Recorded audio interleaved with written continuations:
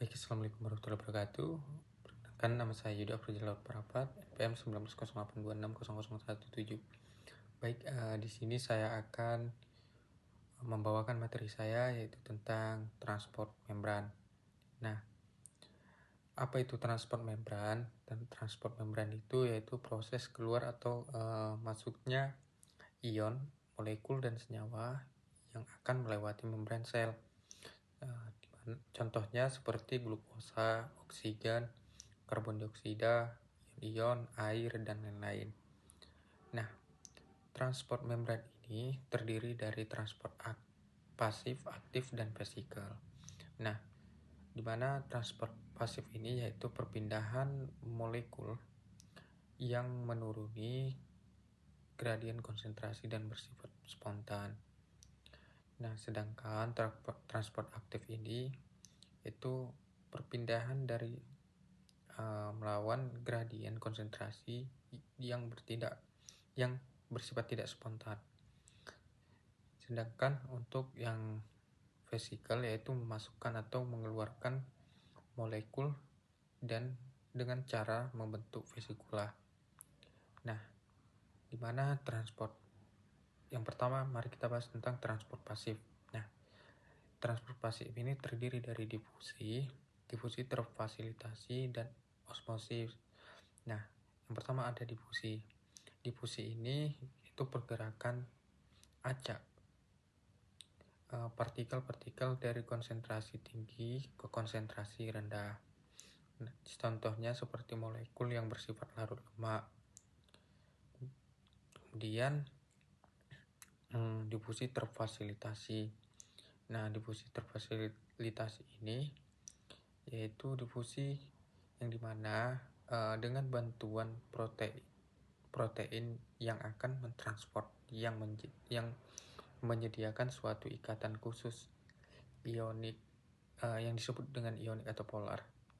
Nah, kemudian yang ketiga ada osmosis. Nah, perpindahan osmosis ini yaitu perpindahan pelarut, misalnya air yang dimana melalui membran selektif. Kemudian dari konsentrasi pelarut tinggi hipotonik ke konsentrasi yang lebih rendah atau hipertonik. Kemudian yang kedua ada transport aktif. Nah, di mana transport aktif ini yaitu perpindahan atau pergerakan yang memanfaatkan energi untuk memasukkan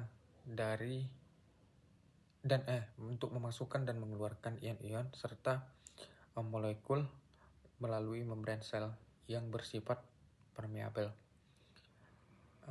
Di mana pada transport aktif ini memerlukan energi karena melawan dari gradien konsentrasi itu sendiri. Kemudian pada transport aktif ini itu menggunakan energi ATP sebagai enzim pengangkut atau protein carrier-nya. Nah, kemudian ada pada transport aktif ini itu terdiri dari transport aktif primer dan transport aktif sekunder. Nah, transport aktif primer ini itu memakai energi langsung dari ATP, sedangkan transport aktif sekunder itu di mana glukosa atau asam amino yang ditransport masuk ke dalam sel yang mengikuti masuknya natrium. Kemudian yang ketiga ada endositosis. Nah, endositosis ini yaitu transport molekul dan materi yang sangat kecil ke dalam sel, yang dimana melalui ia akan membentuk vesikula baru dan membran plasma. Nah, sebagian kecil pada endositosis itu membran plasmanya terbenam ke dalam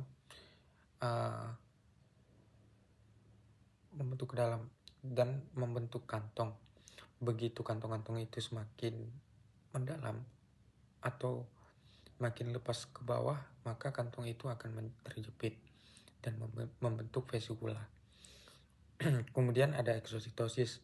Nah, eksositosis ini itu mekanisme transport molekul yang besar seperti polisakarida dan protein, di mana vesikula transport yang telah lepas dari aparatus Golgi tadi kemudian dipindahkan oleh sitokleton ke membran plasma.